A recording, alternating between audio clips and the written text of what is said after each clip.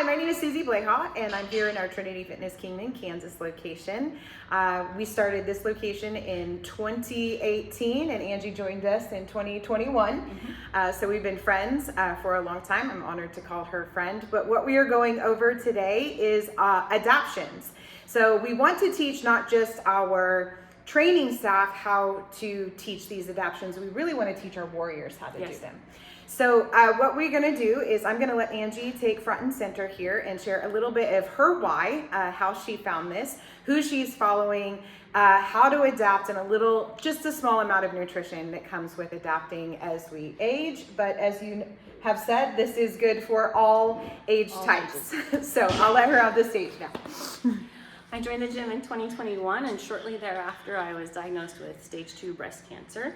And so I went through that journey and then am healed from that journey, all the things. This was a huge help to me to be part of a gym during that time. I'm on the hormone blocker pill for like 10 years. And in my last DEXA scan, I became osteopenic. And so my doctor said to me, "You've lost bone density. Do you want the pill or the shot?" And I thought, I'm 44. I don't want either of those. And I had just started learning about lifting heavy and jump training for building bone density. And so I asked if I could have a year to do that. And he said yes. So I dove deeply into this. I've been following Dr. Stacy Sims as well as others. And this is what they recommend. I also looked at the Lift More trial if you want to look that up. So my why is to build bone density, and since I have no more hormones, and those are not allowed, how do we do that? We do that through invoking a neurological response that will then make an adaptive change in our muscles. So rather than estrogen saying, build bone, bring glucose in, feed the muscles, build the muscles, I don't have that anymore. So now I have to jump around or lift really heavy so that my brain says, oh my gosh, she's jumping around, we better build some bone. Oh my gosh, she's lifting heavy, better repair that and build more. So that's the why. To build bone and lean muscle mass through adaptive neurological response rather than hormonal response. How do we do this? We lift heavy, 75 to 85% of the 1 rep max, if your warrior knows the 1 rep max. If they don't, their last rep of each set should be a struggle, yet crisp. Not extra crispy, just crisp. So it should be a struggle. They should be like, wow, that was really heavy, but I still made it up with good form. And they're only gonna do 3 to 6, no more than that. If they can do a bunch more with really good form, it's not heavy enough. Give them more weight. Then we're gonna jump, and we need to jump flat. When I was jump training before I learned this, I was jumping higher and higher and landing soft. It's not what I want. I wanna jump flat so that it jars my skeleton like this. And there's a thud. So all the things we've taught about box jumps, not anymore. Jump lower and thud. They can do pogo jumps, they can do broad jumps, they can do assisted jumps, they can do flat box jumps. All the things, low box jumps is what I want to say.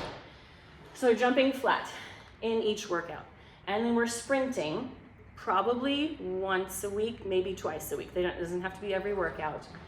And sprinting means all out, 90 to 100%, no more than 30 seconds. It could be 20 seconds, it could be 15 seconds, whatever. No more than 30 seconds. And then complete rest, complete recovery for up to 4 minutes so that they can do it again. If they are not recovering, then they can't truly sprint again. And so we need this high intensity work, the lifting heavy, the jumping, and the sprinting, to invoke the neurological response. If it's something I can do for 30 or 40 minutes without stopping, it's not high intensity. That's moderate intensity. No, no, no. Not for people trying to do this method. So I have a battle here that we did this morning, and I was the trainer. I wrote up the RX version, it's in black, and then I adjusted in green for people like myself or others that want to build bone density and lean muscle mass. So it was every 2.5 minutes times 4, 8, 10, 12. 8 goblets, 10 double, 12 seated. I adjusted that so it would be 5, 6, and 7, even though I just said no more than 6. I guess it could be 5, 6, and 6.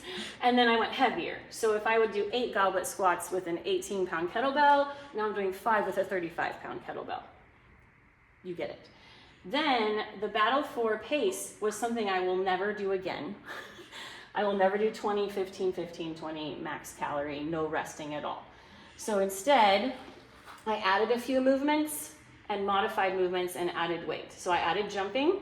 I modified the hang power clean to a deadlift because that's what I wanted to work on this morning. It could be a sumo deadlift high pull. It could be still hang power clean, but with heavy dumbbells, or just 6 of them, or with your barbell. I added abs because of spinal stability. I added the pull and push, just 5 of each. And then I left the front squats, but knocked it down to 5 or 6. You could always do a single leg as well to build the glute, and just adding weight. So if I would do 20 of these, I'd have to do it at like 35 pounds, right? I can do 5 at closer to 85 pounds, that kind of idea. And then, I jumped. And then we added the sprint, 30-second sprint, and then rest in the time remaining. I didn't time this ahead of time. And so what I tell my warriors is, if you can't get through this without a minute of rest left, take something out or do fewer things. So I didn't, so I ended up taking out the jumps, and my sprint was double unders, which then did the jumps for me. That's kind of how I do this on a daily basis. Something else I wanted to talk about was nutrition. I was fasting and training, thinking that I was like super warrior, work out with no food and then it'll burn more calories and da da da da. That does not work, especially for women. It works okay for men, but still not great. It does not work for women's brains because of the hypothalamus. The hypothalamus is really sensitive, and so if it doesn't have food before the training, it will lock everything down fat-wise and eat your muscles for food. That's not what we want. Then I might as well not come to the gym. So before training, it's recommended to eat at least 10 grams of protein and some carbs. And then afterwards, within about an hour, 30 more grams of protein and carbs. Especially for ladies, our brains need more carbs. Carbs are not bad. So I think that's everything I wanted to say. That's great. Any questions? Although the process is simple, we will have some battles that we have posted underneath here and the adaptions that we make at conference, just to reiterate what Angie said. Also, just off of the top of your head, since we have a few more minutes here, what about cold plunging for women? This is Dr. Stacy Sims has done tons of research just on women. Most of the research that's out there is what we call bro science and done on men because they're so much less complex. No hormone shifts every month, all the things. So for cold plunging for women, cold plunge, yes. Ice bath, no. So ice bath, women's blood vessels vasodilate easier than men's. And so the ice is not as helpful for women.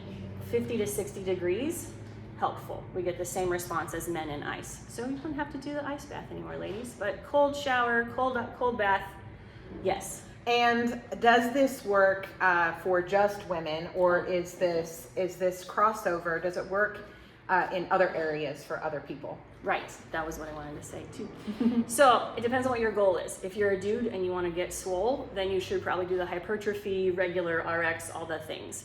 If you're a dude and you're like, I don't want to get swole, but I need to have strong bones and strong muscles, you can do this. It'll be great. If you are a lady in your reproductive years, I still think they should do this instead of the 1,000,000 reps, lower weight, because we're building bone density. And it's proven that women will lose 15 to 30% of their bone density once they hit perimenopause and menopause. So if you start out with more bone density, that's less to lose in that time, 15 to 30%.